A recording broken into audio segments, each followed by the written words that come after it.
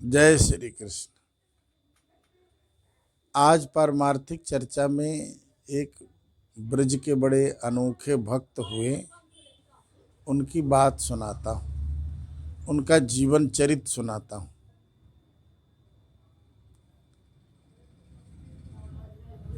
उनका नाम बिल्वमंगल है। बिल्वमंगल जी की बचपन में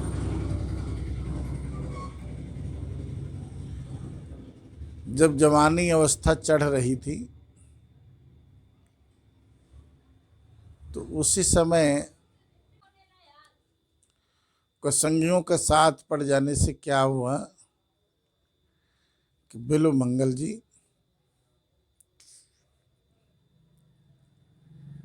वैश्याओं के यहाँ जाने लगे। वैश्याओं ने धीरे धीरे करके सारा धन उनका खींच लिया। कुछ नहीं रहा पास में, तो हंस करके ठठा के कहने लगे, अब तेरे पास कुछ नहीं है, जब तू भिखमंगा हो गया है तो वृंदावन चला जा, तीर्थ में वहाँ भजन कर, रोटी खा। तेरे पास कुछ नहीं है तो भिखारी बन जा।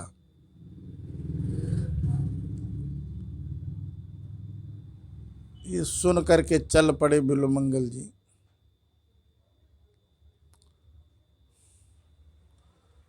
तो रास्ते में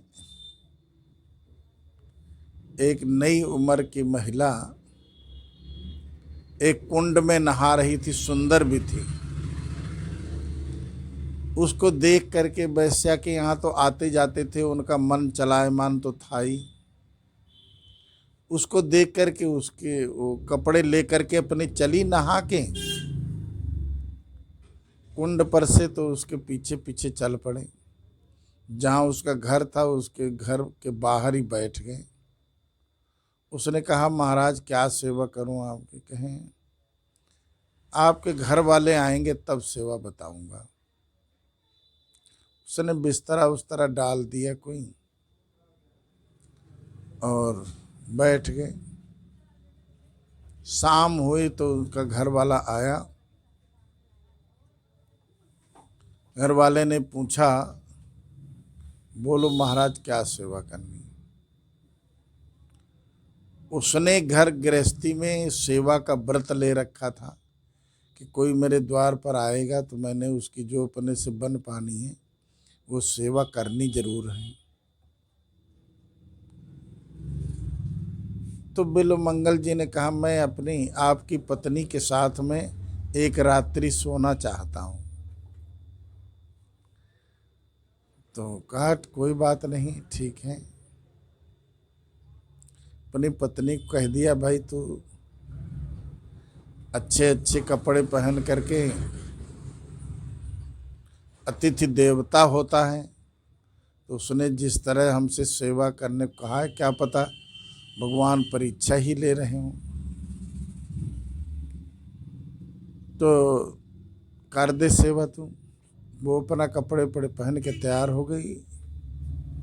कहा बिल्वमंगल जी को ऊपर के कमरे में भेजो। बिल्वमंगल जी ऊपर के कमरे में चले आए। तो बहुत सुंदर उसने अपना मेकअप वगैरह बनाया हुआ था। तो बैठ करके सोचने लगे बिल्वमंगल जी, वृंदावन जाने का रास्ता रुका है, इसी की सुंदरता के कारण रुका, नहीं तो आज मैं शाम तक पहुंच गया होता। तो बिल्वमंगल जी ने कहा, एक सुई ले आओ, कुछ काम है। वो सुई ले आई नीचे से। सुई ले आके उन्होंने अपने आप दोनों आंखें अपनी फोड़ ली, एक एक करके। आंखों से खून बह निकला। दौड़ी दौड़ी पति के पास गई। कहा उन्होंने तो ऐसे ऐसे किया है, और कुछ किया नहीं है। बैठे, सुई मंगाई, और अपनी आंखें फोड़ दी। उन्होंने कहा ठीक है। उसके पति आए तो उन्होंने कहा महाराज ये कैसी आपने सेवा की, ये आपने क्या किया। बिल्वमंगल जी ने कहा अच्छा किया जो कुछ किया मैं। अब एक काम करो, मैं सुबह मुझे दोनों जने, अब मुझे तो दिखता नहीं है, हमें वृंदावन पहुंचा दो। उनको टिका टिका करके वृंदावन पहुंचा दिया और वहां छोड़ा है। कहा अब तुम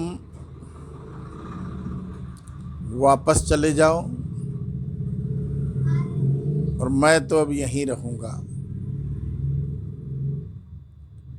खैर जी, कथा तो और भी बड़ी लंबी है, मैं उसको संक्षिप्त में आपको सुना रहा हूं।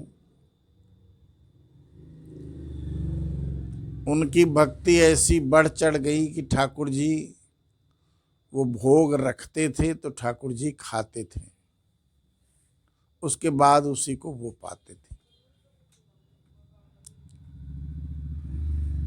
इस बात की खबर पूरे वृंदावन में फैल गई थी कि ऐसा भक्ति में बढ़ चढ़ गए हैं बिल्वमंगल जी कि उनके सामने ठाकुर जी प्रसाद पाते हैं, उसी प्रसाद को वो पाते हैं।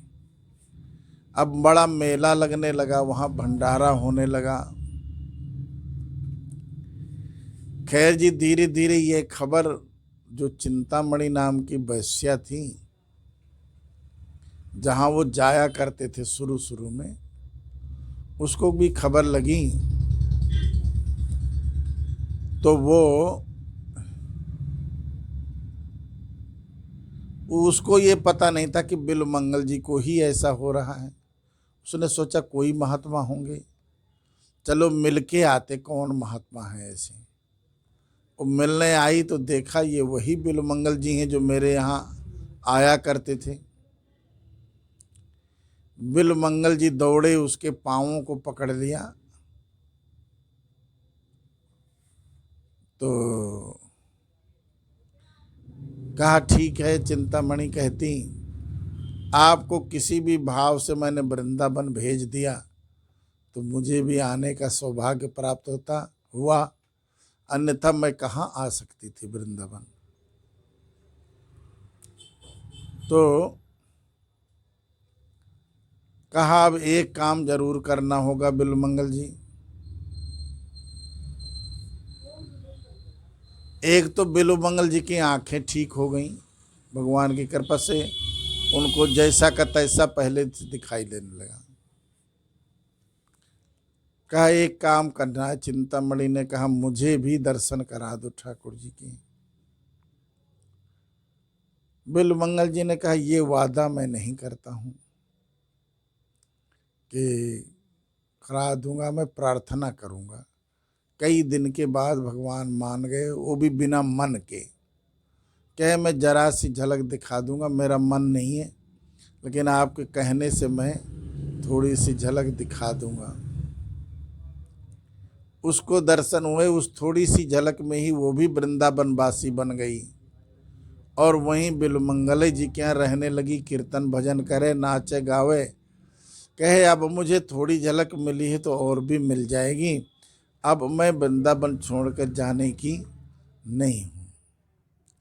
तो ये वृंदावन की महिमा है, भक्तों की ऐसी महिमा है। फिर यही खबर वो जो गृहस्थ पति पत्नी उनको छोड़ के गए थे वृंदावन, उनको खबर पड़ी कि ऐसे से महात्मा, उनको भी नहीं पता था कि जिनको मैं छोड़ आई थी उनको वैसी